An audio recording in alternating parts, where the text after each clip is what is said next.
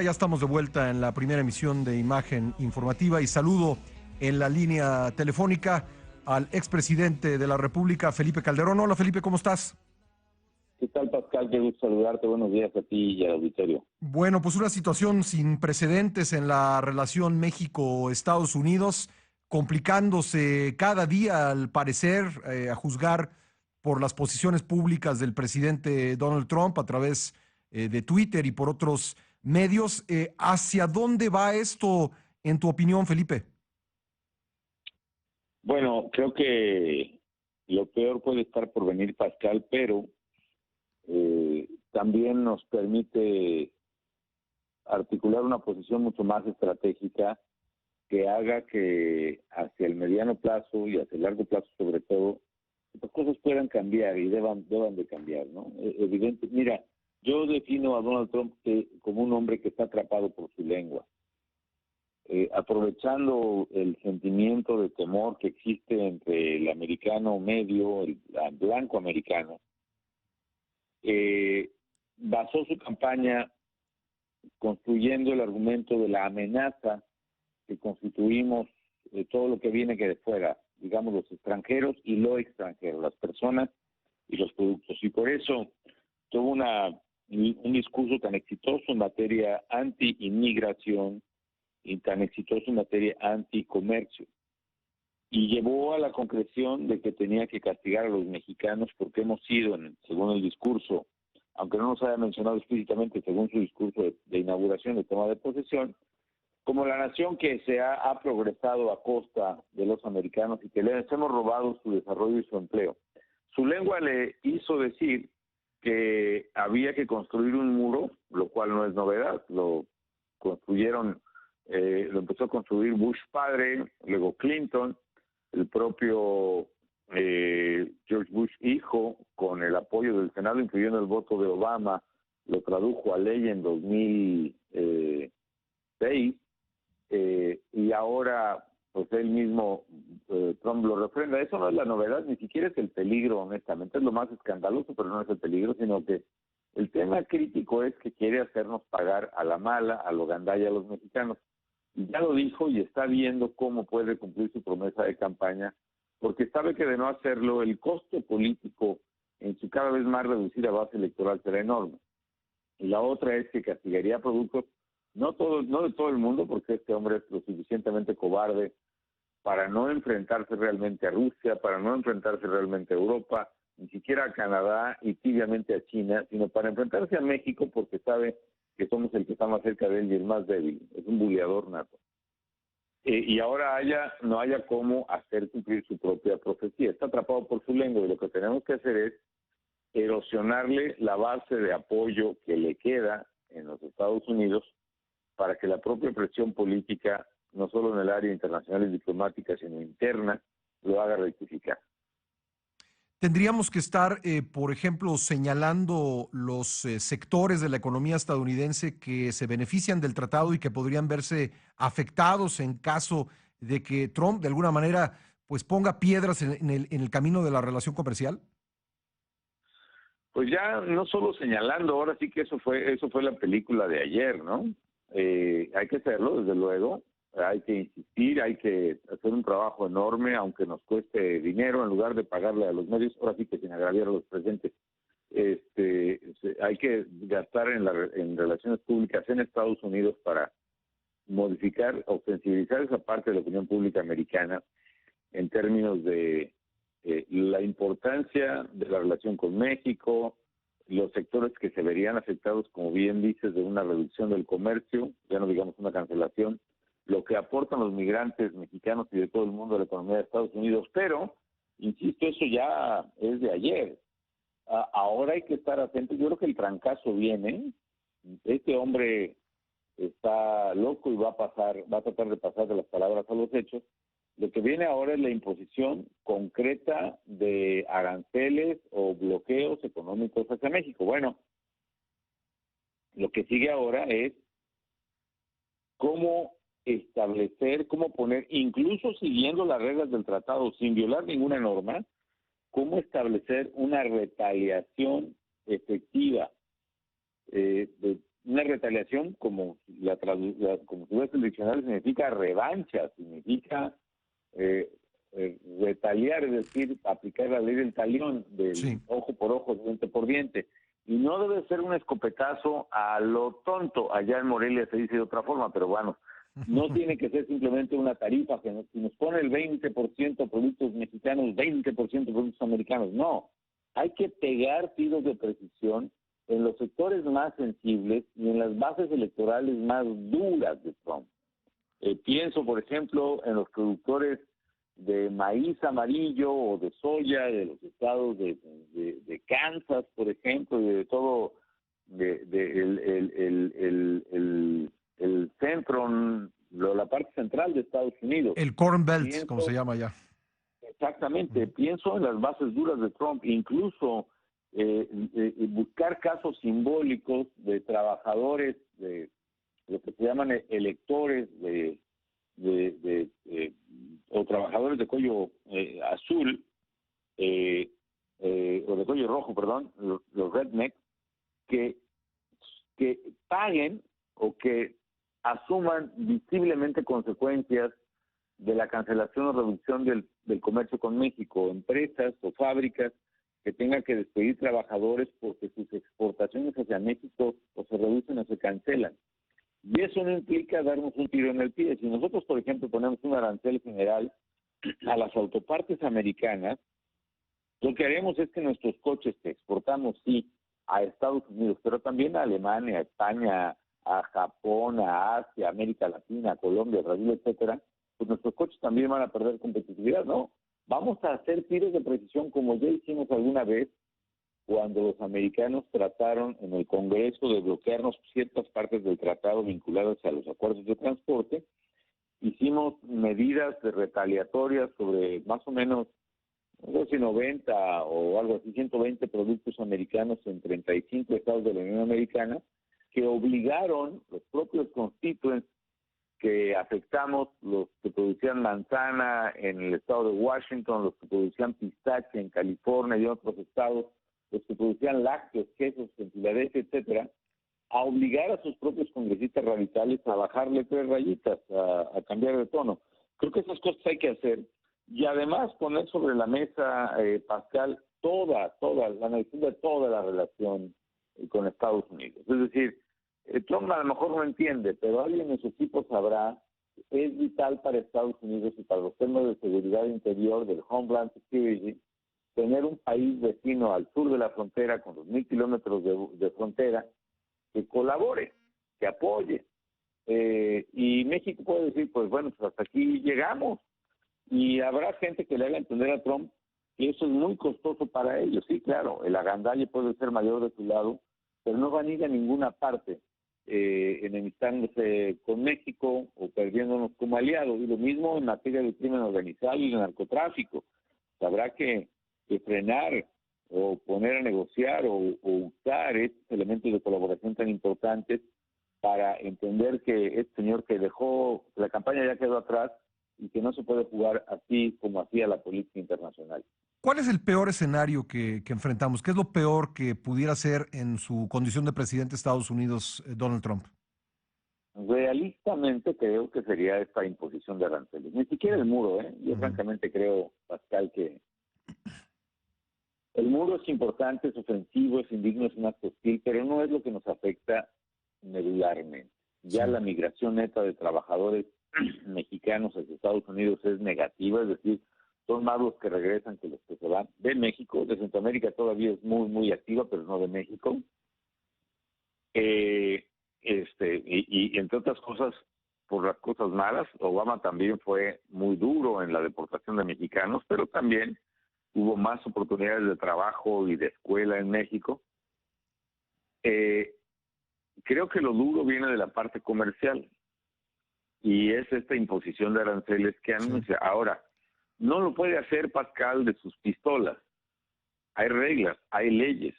Mira, yo incluso llego a pensar que el hecho de quitarnos una inversión como la de Ford de $1,600 millones, si yo fuera accionista de Ford, quizá demandaría a Trump y a los directivos porque me están haciendo perder dinero con esa decisión, ¿me explico? Claro, cuesta 200 millones la cancelación, ¿no? Hay reglas, hay leyes, hay derechos, hay dinero en la mesa que se pierde por los arranques matutinos de Trump. Yo me lo imagino ahí en la cama con su gorrito de dormir, sin dormir bien. No me lo imagino, por cierto, en fin,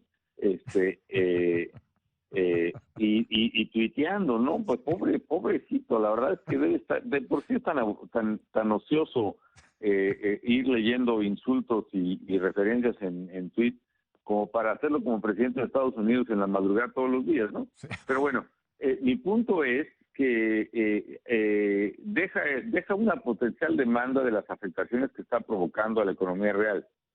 En las reglas del comercio mundial, en las reglas del Tratado de Libre Comercio, que es ley en Estados Unidos, nadie puede aventarse de sus pistolas un arancel y menos a un país específico. No se puede, no se vale. La ley nos protege y hay que hacer valer esa ley en los órganos internacionales y ante los jueces del propio Estados Unidos. Hay que ponerse muy duchos con una estrategia jurídica y diplomática. Por ejemplo, no puede poner un arancel de 35% a los coches. Lo más que permite la OMC, deja todo el Tratado de Libre Comercio, es un 4.5% a los automóviles y un poco menos de 10% a los tractocamiones.